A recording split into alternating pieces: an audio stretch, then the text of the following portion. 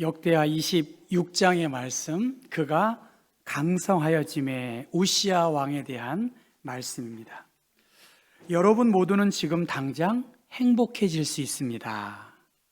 그런데 지금 행복해지지 못한다면 아마 앞으로도 행복해지기 어려우실 것입니다 라고 개인 심리학의 창시자인 아들러라는 학자의 제자가 지금 여러분은 행복할 수 있습니다. 지금 내가 행복하지 않으면 앞으로도 행복하기가 어렵다라고 그렇게 말했습니다. 인간의 최대의 불행이 무엇일까? 고립된 삶, 만족하지 못하는 것, 죽음, 병, 장애, 자식을 잃은 것, 매우 마음 아프고 고통스러운 일이지만 학자들은 이것이 최대의 불행은 아니라고 말합니다. 그런 아픔을 가진 사람도 다시 행복해질 수 있기 때문이라는 거예요. 인간의 최대의 불행, 그것은 다름 아닌 자기가 자기 자신을 좋아하지 않는다는 거예요. 아무리 어려운 일이 일어났어도 내가 나를 받아들이고 아껴주고 사랑한다면 다시 행복할 수 있다는 것입니다. 인간의 행복, 인간의 불행, 누구에게 달렸을까요? 물론 하나님이 주관하시지만 여러분이 행복하고 불행한 것, 누구에게 달렸을까요? 진짜로? 예. 그리고 어떻게 생각하고 어떻게 받아들이느냐에 따라 참 차이가 있을 수 있습니다. 지금 저 몇 가지 그림이 있는데 진아영이라는 존스 홉킨스 대학에서 16년 동안 정신과 의사로 일했던 그가 나를 위한 용기 부족해서 아름다운 나에게 자기를 이렇게 살피고 돌보는 그것인데 하트로 그려진 저 그림 안에 많은, 여러분 잘 안 보이시겠지만 여러 우리의 마음을 표현하고 있습니다. 그걸 조금 단순하게 해서 두려운 마음도 있고 놀라기도 하고 슬프기도 하고 기쁘기도 하고 분노하기도 하고 후회스럽기도 해요. 교회에 오시는 여러분의 마음이 정말 제각각 다를 수 있지요. 그래서 이 일로 인해서 엄청난 스트레스도 받고요. 너무너무 감사하고 영광스러운 마음으로 교회에 오실 수도 있어요. 그런데 저 18가지의 우리의 마음을 표현하는 그림처럼 너무너무 우리 마음에 별의별 일들, 감정들이 있다는 거예요. 왼쪽 밑에 그림은 시소입니다. 내가 나보다 더 귀중하게 여기는 사람이 있는가? 그 사람 때문에 내가 어떻게 해요? 행복하다는 거예요? 안 행복하다는 거예요? 안 행복하다는 거예요. 왜냐하면 행복과 불행, 누구에게 달려있다고요? 우리 스스로에게 달려있기 때문에 나보다 더 중요하고 귀한 사람이 없기 때문에 자기 자신을 잘 살펴야 한다는 거예요. 지금 역대하 26장 행복과 불행, 그가 강력하다, 영어 성경에는 파워풀하다라고 그렇게 이야기했거든요. 우시야가 16살에 왕위에 올랐고 52년 동안 통치했어요. 52년입니다, 여러분. 52년 동안 왕으로 통치했으니까 우시야는 행복했을까요? 안 행복했을까요? 대통령인데요. 대통령보다 더 절대 주권을 가지고 있는데 말이죠. 역대하 26장 4절, 그는 아버지의 모든 행위대로 여호와 보시기에 정직하게 행한 왕이 우시야 왕입니다. 하나님의 묵시를 밝게 하는 스가랴에 사는 날 동안 그는 누구를 찾았다고요? 하나님을 찾았어요. 여호와를 찾는 동안에 하나님께서 우시야를 어떻게 했죠? 형통하게 했다는 거예요. 하나님께서 그를 강하게 했다라고 말을 했는데 15절, 여러분 성경 15절의 말씀 보면 그의 이름이 멀리 퍼짐은, 우시야의 이름이 멀리 퍼짐은 기이한 도우심을 얻어서 그가 강성하게 되었다는 거예요. 세번역 성경에는 하나님께서 우시아를 도우셨으므로 그는 매우 강한 왕이 되었다는 거예요. 하나님이 함께 하시고 하나님의 말씀을 좇을 때에 그는 형통한 삶, 다른 말로 말하면 행복한 삶을 살았습니다. 그런데 문제는 그 다음이에요. 그가 강성하여짐에, 하나님께서 그를 도와주셔서 아주 파워풀한 사람 되었는데, 영어 성경은 조금 더 그걸 더 클리어하게 그의 자랑, 그의 교만이 오히려 나락으로 빠뜨려지게 했다라고 그렇게 말합니다. 16절 말씀 같이 한번 읽어볼까요? 그가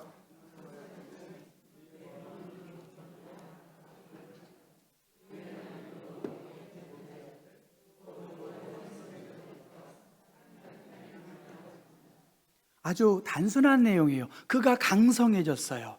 그가 힘이 셌다는 말이죠. 강해졌어요. 힘이 셌어요. 하나님의 기이한 도움에 힘입어 그가 높임을 받았는데 어떻게 합니까? 마음이 교만해졌고 그 마음이 하나님보다 더 높은 마음에 있는 것이죠. 그래서 자신이 직접 성전에서 분향하는, 이미 충분한 지위를 누렸음에도 불구하고 내 마음대로 그 힘 주신 하나님을 살피지 못했다는 것이죠. 왜냐하면 성소의 분향단, 그것은 본래 제사장과 레위인만이 할 수 있었습니다. 한번 오른쪽에 있는 저 그림은 저 우시아가 이마를 만지죠. 왼쪽에 제가 챗 GPT한테 이 본문을 설명하면서 그림을 좀 그려주라 하니까 그가 얼마나 높았는지 높아 보이잖아요, 좀.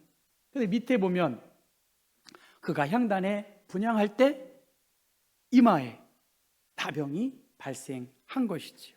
왜냐하면 이것은 민수기 17장의 말씀에 레위인과 너와 합동하여서 장막의 모든 일과 회막의 직무를 다해야 하고 다른 사람은 가까이 할 수 없는 거룩하고 구별된 일이다. 너희는 성소의 직무와 제단의 직무를 다 하라. 그래서 여호와의 진노가 다시는 이스라엘 자손에게 미치지 못하도록 그렇게 엄히 경고했습니다. 그리고 아론은 아침마다 향기로운 향을 하나님께 드렸습니다. 이 향은 너희가 대대로 여호와 앞에 끊지 못할 것이고 너희는 그 위에 다른 향을 하나님께 드리지 말라고 그렇게 말씀하셨습니다. 이 모든 것을 알매도 불구하고 지금 우시아는 왕으로서 제사장 직분까지 자기가 감당하려고 했습니다. 이것은 성전 제도, 제사장의 권위를 정면으로 도전하는 단순한 실수가 아니라 하나님의 명령을 소홀히 여긴 불신앙적인 행동이라고 하나님께서 이 우시아를 책망한 것입니다. 이 우시아의 행동에 대하여 18절에 무엇이라고 말하나요? 이 아사랴와 80명의 용감한 제사장들이 그 성소에 가서 우시아여, 여호와께 분향하는 일은 왕이 할 바가 아닙니다. 오직 분향하기 위하여 구별함을 받은 아론의 제사장이 할 바이니 이 성전에서 나가십시오. 왕이 범죄하였으니 하나님 여호와께 영광을 얻지 못할 것입니다라고 그렇게 말한 것입니다. 이것은 개인의 감정적인 부분이 아니라 이미 아론과 나답과 아비후가 다른 불로 자단에 향을 내릴 때 그들이 불타 죽은 성경의 하나님의 거룩함을 범한 그 죄를 알고 있기 때문에 그들이 용감하게 80명의 제사장들이 왕에게 제지한 것입니다. 이 제지를 들은 우시야 어떻게 했나요? 향로를 잡고 분향하려 하다가 화를 내는 거예요. 근데 그가 제사장에게 화를 낼 그때에 여호와 전 앞 안 향단 곁 제사장들 앞에서 그의 이마에 나병이 생겼다라고 그렇게 성경은 기록합니다. 아까 26장 5절의 말씀 보면 그는 스가랴가 사는 날 동안 하나님을 공경했고 그래서 형통한 삶을 살았는데, 그러면 스가랴가 죽은 다음에는 어떻게 했다는 거예요? 오히려 하나님을 찾지 않았다는 거예요. 이미 그가 52년의 통치 기간이니까요. 물론 그 후에도 살았겠지만 이미 사람들이 그를 왕으로 인정해 주니까 더 이상 높은 사람이 없는 거예요. 누구의 말을 들을 필요도 없는 절대 권력자이고 자기보다 크고 높으신 하나님을 예배하고 두려워하는 마음을 그는 잃어버린 것입니다. 그 결과는 어떻습니까? 20절과 21절인데요. 이미 그의 이마에 나병이 들린 것이 확연히 드러나니까 성전에서 그를 급히 쫓아내고, 그것은 성경은 여호와께서 우시아를 치셨다라고 그렇게 말합니다. 그리고 우시아가 죽는 날까지 나병 환자가 되었고, 나병 환자가 되매 여호와의 전에서 끊어져서 별궁에 살았으므로 그의 아들 요담이 대신하여 왕이 되었다는 거예요. 나병에 걸렸다, 하나님의 저주로 인식되었고요. 모세의 누이 미리암도 모세를 비방하고 그 권위에 도전하다가 나병에 걸린 것을 우리는 알고 있습니다. 그리고 그 나병에 걸린 사람은 공동체로부터 격리 수용될 수밖에 없었습니다. 우시아에게 임한 재앙, 그것은 하나님의 심판인 동시에 많은 사람들이 보는 앞에서 그가 왕으로서의 기능을 발휘할 수 없는 그러한 일들을 경험한 것입니다. 여러분, 우시아는 이미 하나님의 마음에 합한, 하나님의 은혜와 사랑을 많이 경험한 그러한 사람이었는데, 하나님이 정해주신 것을 넘지 말아야 할 그 선을 넘었다는 것이고요, 자신을 과신하고 자만한 결과 그는 부정한 자로 취급당할 수밖에 없었던 것이지요. 예수님은 우리에게 말씀하세요. 어린아이와 같이 자기를 낮추는 자가 천국에서 큰 사람이다. 인자가 온 것은 자기 목숨을 많은 사람의 대속물로 주려 함이라고 말씀하신 것이지요. 사람이 무엇으로 심든지 심은 대로 그 열매를 거둘 수 있다라고 말씀하십니다. 고린도후서 8장 9절 말씀 보면 우리 주 예수 그리스도의 은혜를 너희가 알거니와 부유하신 이로서 너희를 위하여 주님은 가난하게 되셨다. 예수께서 가난하게 되심은 너희를 부유하게 하심이라고 그렇게 말씀하셨어요.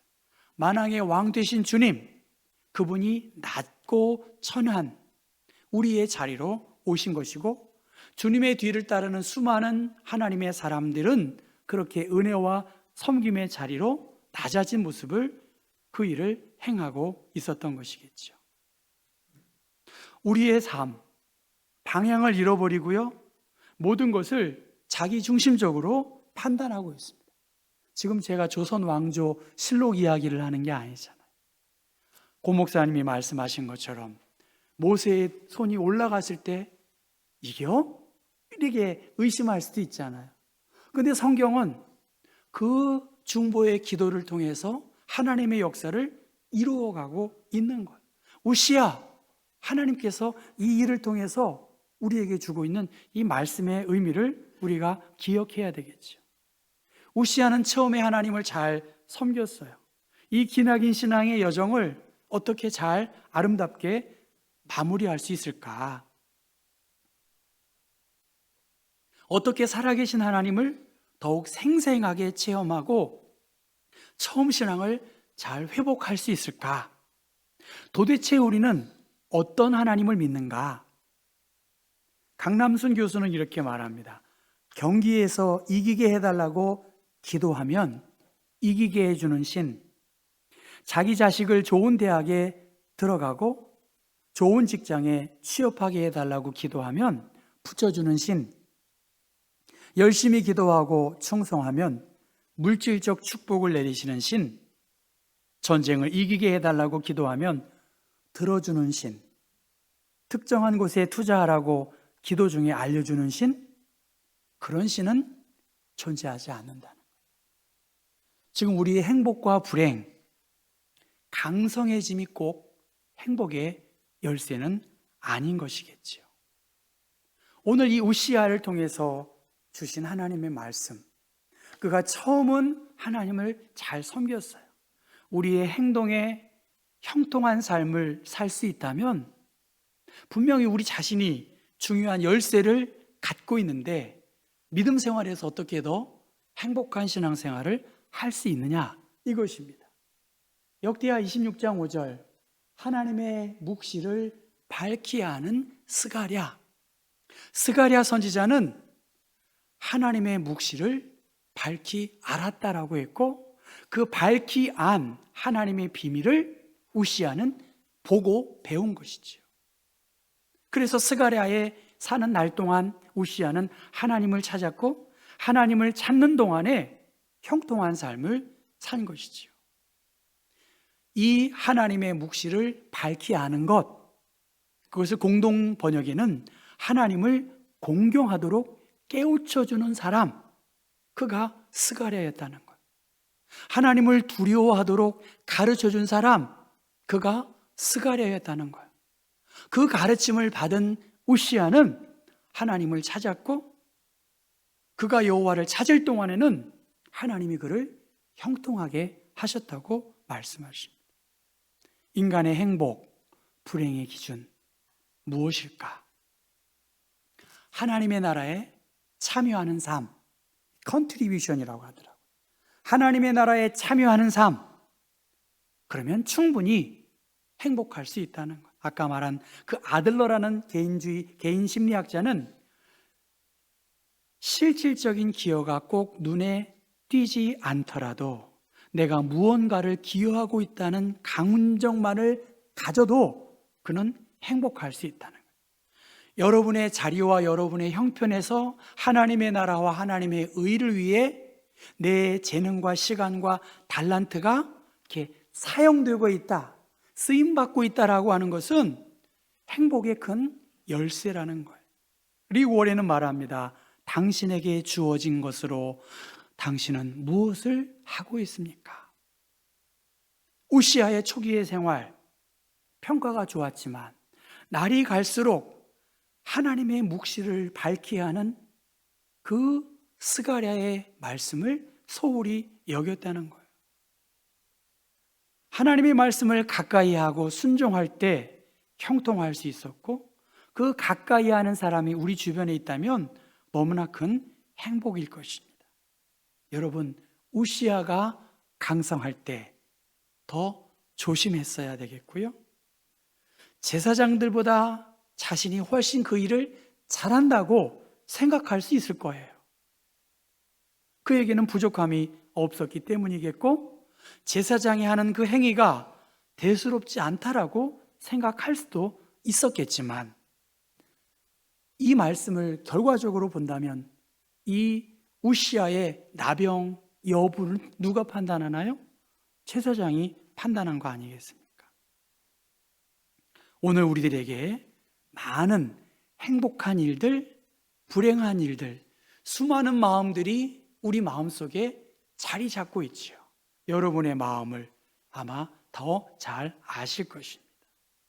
그러한 의미에서 주님은 내 은혜가 내게 족하다, 하나님이 주신 여러 은혜가 족하다, 특별히 우리가 비록 강성하지는 않지만 우리가 아주 파워풀한 삶을, 아주 윤택한 삶은 살지 못한다 할지라도 정말 하나님을 두려워하고 하나님을 공경하는 사람의 그 삶이 무엇인지를 알고 있다면 우리는 충분히 비록 능욕과 궁핍과 박해와 곤고가 있다 할지라도 내가 약한 그때가 가장 기쁘고 하나님을 섬기며 예배할 수 있는 그 자리이기 때문에 우리는 기뻐할 수 있다라고 말할 수 있습니다. 우리 주변을 둘러보더라도 희망의 싹이 보이지 않는 부분이 많이 있는 게 현실입니다. 희망적인 일들, 소식들, 뉴스들이 그렇게 많지 않아요. 그런데 그것이 꼭 희망은 아니라는 거예요. 여러분 한 분 한 분이 희망이라는 거예요. 경복교회의 희망은 청년이 아니에요. 여러분 자신이 희망이에요.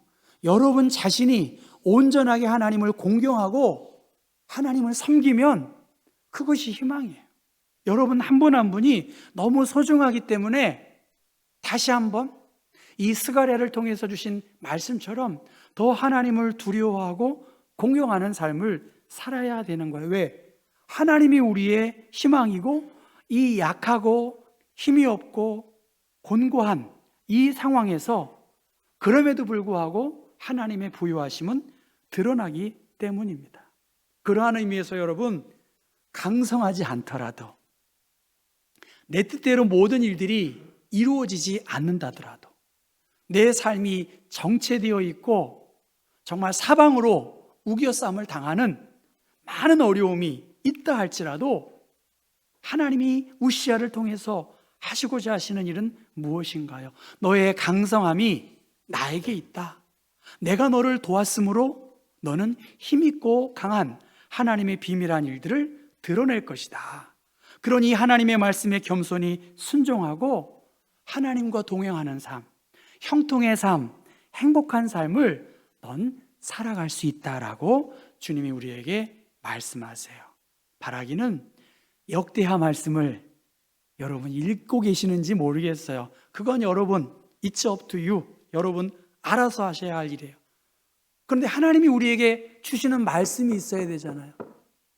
이 말씀을 묵상하고 이 말씀을 붙잡고 형통한 삶, 그것은 내 강성함이 아니라 나를 능하게 하시고 부욕해 하신 그 하나님을 더 사랑하고 그 하나님의 일에 기여하는 삶, 내 삶과 재능을 통해서 당신에게 주어진 것, 당신은 무엇을 하고 있느냐?